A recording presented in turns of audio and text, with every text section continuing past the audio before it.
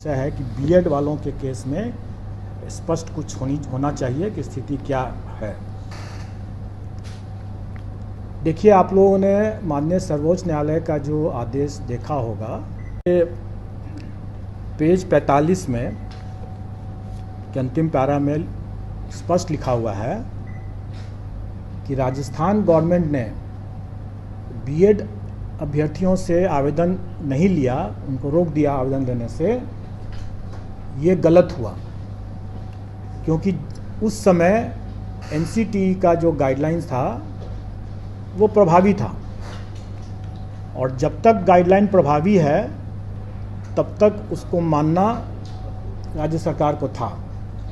और इस दृष्टिकोण से माननीय उच्च न्यायालय राजस्थान हाईकोर्ट और माननीय सर्वोच्च न्यायालय ने दोनों ने ये कहा कि राजस्थान गवर्नमेंट ने ये गलत किया, उनको आवेदन लेना चाहिए था बीएड अभ्यर्थियों से भी। हमारे मामले में भी वही बात लागू होता है। जिस समय हम लोगों ने आवेदन आमंत्रित किया उस समय ये बीएड अभ्यर्थी पात्र थे, योग्य थे, और इसलिए उनको आवेदन आमंत्रित करने का मौका दिया गया और उन्होंने आवेदन दिया भी। उसी में आगे माननीय सर्वोच्च न्यायालय ने यह भी आदेश दिया है कि ये एक एस्टैब्लिश प्रैक्टिस है, सेट प्रिंसिपल्स ऑफ लॉ है कि कोई भी वैधानिक संस्था द्वारा कोई एक वैध विधिवत कोई एक आदेश निर्गत होता है तो वो तब तक प्रभावी होता है जब तक कि वो रद्द नहीं हो जाए किसी कोर्ट के आदेश से या किसी अन्यथा। तो इसका मतलब यह हुआ कि 11 तारीख के पहले वो आदेश प्रभावी था एनसीटी का, और उसमें जो भी अधिकार उस सर्कुलर के बेसिस पर जो भी अधिकार लोगों को मिला वो अधिकार सुरक्षित है, वो उसमें कोई रुकावट नहीं है। तो इसका मतलब यह हुआ कि जो लोग नौकरी पा लिए पहले से उनकी नौकरी भी सुरक्षित है, जिन लोगों ने एग्ज़ाम में अपीयर होने का अधिकार प्राप्त कर लिया उनका वो अधिकार भी सुरक्षित है। तो इसका मतलब यह हुआ कि बीएड के अभ्यर्थी जो हैं वो बेशक एग्ज़ाम में अपीयर हो सकते हैं क्योंकि उनका ये अधिकार सुरक्षित हो चुका है। लेकिन यह अधिकार उनके सिर्फ एग्ज़ाम में अपीयर होने का है जो कि सुरक्षित है, उसके फल पर उनका अधिकार अभी नहीं बना है। परीक्षा फल के अधिकार के बारे में इसमें हमारे विज्ञापन में भी ये अंकित है कि कोई भी निर्णय एनसीटीई के परामर्श से जो राज्य सरकार जो निर्णय करेगी वही मान्य होगा। पेज 45 सुप्रीम कोर्ट के ऑर्डर के लाइट में कि राजस्थान सरकार को भी एनसीटीई के आदेश को मानना चाहिए था क्योंकि वो उस समय प्रभावी था, और हम लोग भी उसी को मानते हैं। और एनसीटीई का गाइडलाइन जो भी रहेगा, राज्य सरकार का जो भी उस पर जो निर्णय होगा वही अंतिम निर्णय हो, वही मान्य होगा। तो ये सबको मानना है। तो इसके संबंध में जब स्थिति आएगी कि परीक्षा फल के संबंध में कि उनकी पात्रता बनती है कि नहीं बनती है, इसके संबंध में जो भी निर्णय होगा वो उस समय उसके परीक्षा फल को प्रभावित करेगा। अब एक जैसा आप लोगों ने पाया ही होगा कि माननीय सर्वोच्च न्यायालय ने राइट टू एजुकेशन को राइट टू क्वालिटी एजुकेशन भी माना है। स्वाभाविक है, और आप सब लोग अवगत हैं कि राइट टू लाइफ, जीवन का अधिकार, ये शिक्षा के अधिकार के पहले से ही हमारे संविधान में जीवन का अधिकार जो है एक मौलिक अधिकार के रूप में पहले से उपलब्ध है। और माननीय सर्वोच्च न्यायालय ने ही अपने पूर्व के बहुत से आदेशों में इसको विस्तारित करके ये भी कहा है कि राइट टू लाइफ जो है और right to live with dignity को भी उसमें ऐड किया है। और ये अधिकार जो मौलिक अधिकार है जो कि राइट टू एजुकेशन के पहले से है। जैसा आपने अभी देखा कि during the currency of the circular, मतलब जो जब तक एनसीटी का वो सर्कुलर वैलिड था तब तक जो अधिकार मिल गया कैंडिडेट्स को, वो अधिकार सुरक्षित होना चाहिए। तो मेरा ये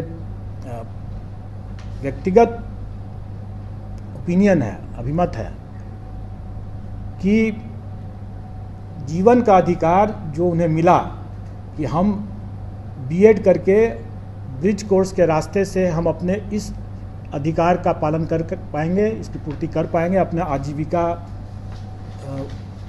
अर्जित कर पाएंगे।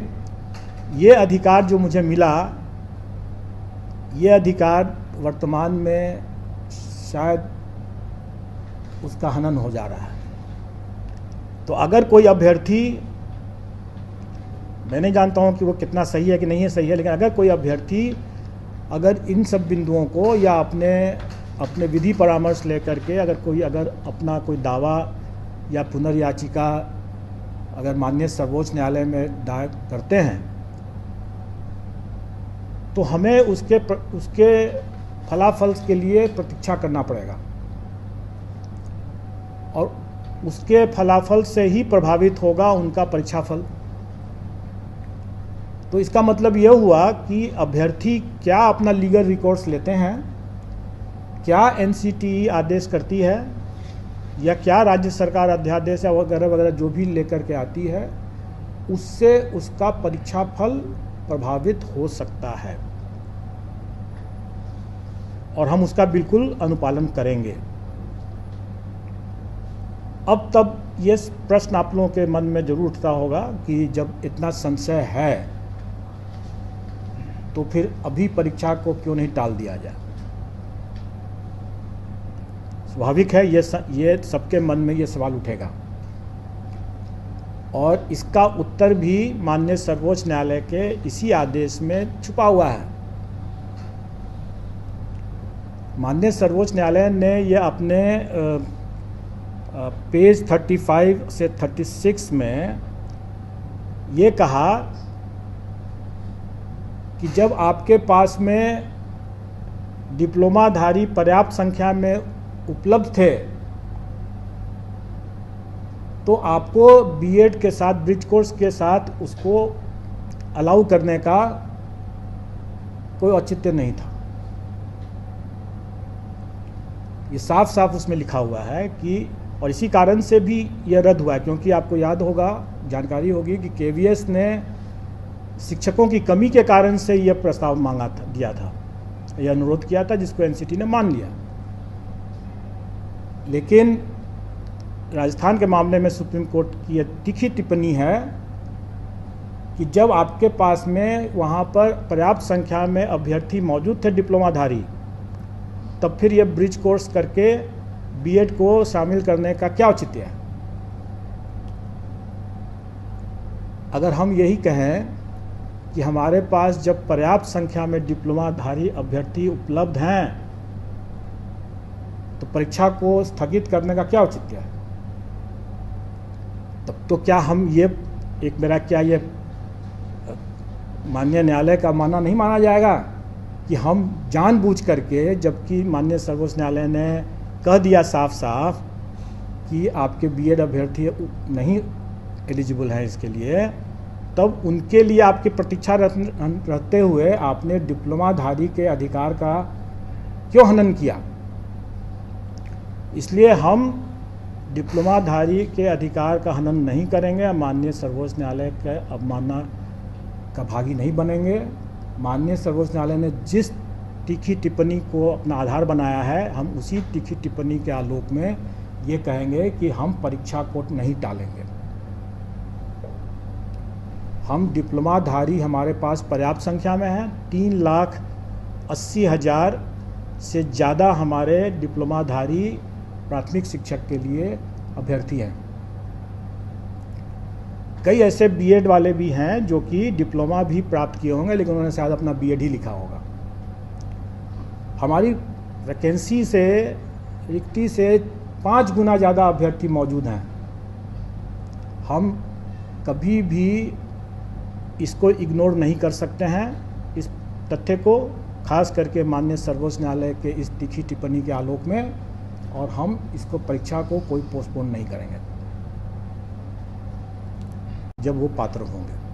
अगर वो पात्र नहीं होंगे तो हम उनका रिजल्ट डिक्लेयर नहीं करेंगे, और वैसी स्थिति में उनका एक चांस व्यतीत नहीं माना जाएगा।